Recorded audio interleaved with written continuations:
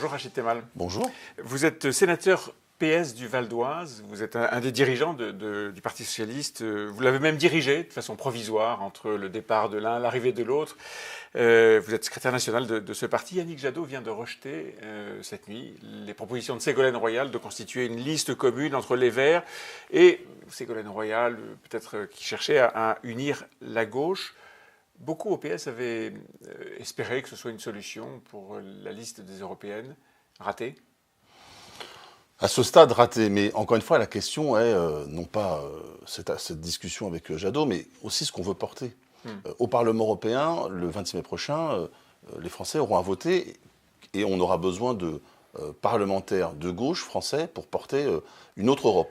Et donc la question qui nous est posée collectivement à toute la gauche, c'est est-ce qu'on prend dans le moment présent, face à l'enjeu climatique, face à la montée nationaliste, face au besoin d'avoir des politiques au niveau européen plus en accord, notamment je pense à l'industrie, etc., une gauche rassemblée, je pense que c'est l'enjeu.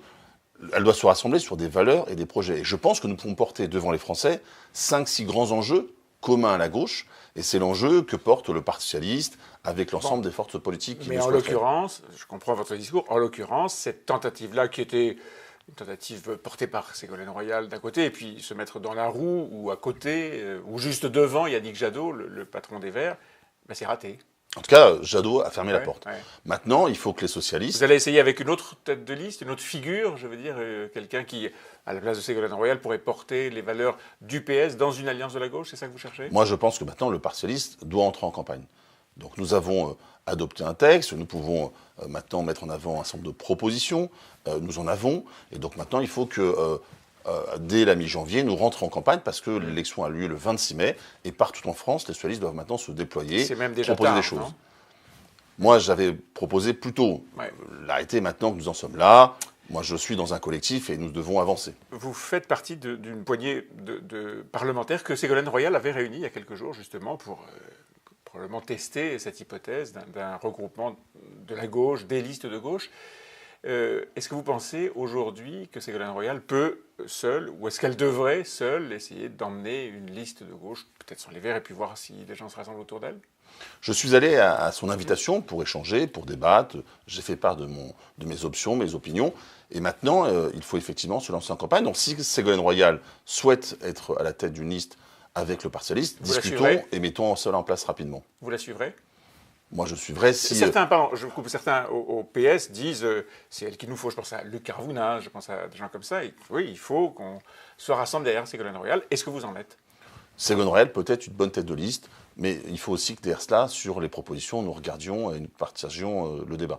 Aujourd'hui, dans les différents sondages, ce ne sont que des sondages, nous sommes à 6 mois de l'élection, presque jour pour jour, les intentions de vote pour le PS se situent entre 3 et 4,5%. Qu'est-ce qui a cloché ? Je pense qu'on aurait dû être en campagne beaucoup plus rapidement, parce que, vous le voyez, sur, par exemple, les Verts, ils ont aujourd'hui un leader qui, depuis maintenant, près de 6 mois, fait campagne. Et donc, Yannick Jadot en l'espèce. Je pense maintenant que nous sommes testés, mais sans, j'allais dire, incarnation, sans tête de liste, sans projet, puisque nous ne sommes pas en campagne. La commission électorale du PS est même en train d'auditionner une série de candidats et de candidates, 7 personnes, dit-on. Oui, mais ça, très honnêtement... C'est la cuisine ? Non, mais je veux dire, ce qui compte aujourd'hui, c'est d'avoir maintenant une liste, un certain nombre de grandes personnalités, de la société civile, et surtout des propositions. Quels sont les 5 points sur lesquels nous allons combattre au Parlement européen ? Mais il faut quelqu'un pour conduire cette liste, pardon, mais les propositions, bien sûr, vous aurez le temps sûrement de les développer. Il faut quelqu'un. Je viens de vous dire que si Ségolène Royal était d'accord et que nous se mettions d'accord sur l'enjeu de la campagne et les propositions, elle peut être une bonne tête de liste. Mais vous avez également des gens très intéressants dans le dispositif. Vous avez notamment Christine Revaud-Dallon, qui est la présidente du groupe socialiste aujourd'hui au Parlement européen. Pour les Français.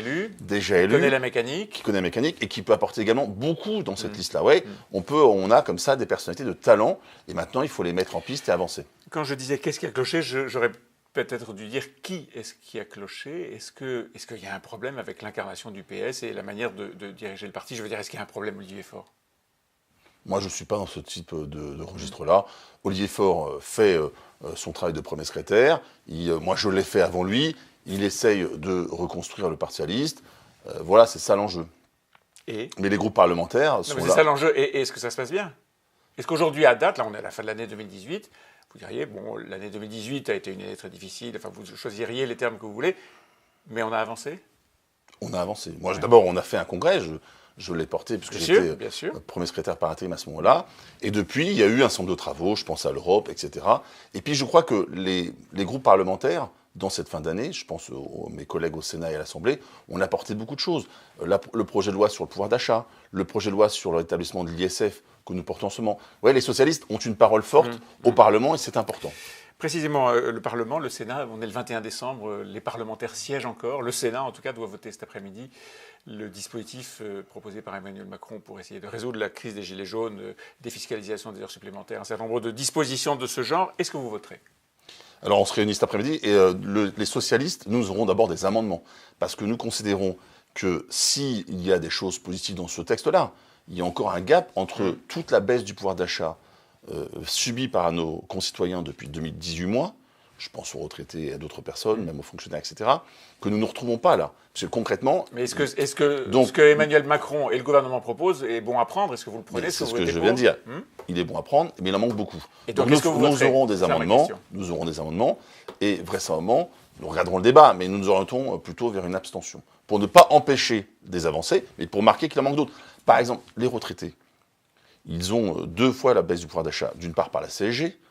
Il y a un début de rétablissement via ce texte-là. Mais jusqu'à 2 000 euros. Oui, jusqu'à 2 000 euros, pas les autres. Mais il y a toujours la désindexation sur l'inflation, ce qui fait que les retraités vont voir leur pouvoir d'achat diminuer concrètement.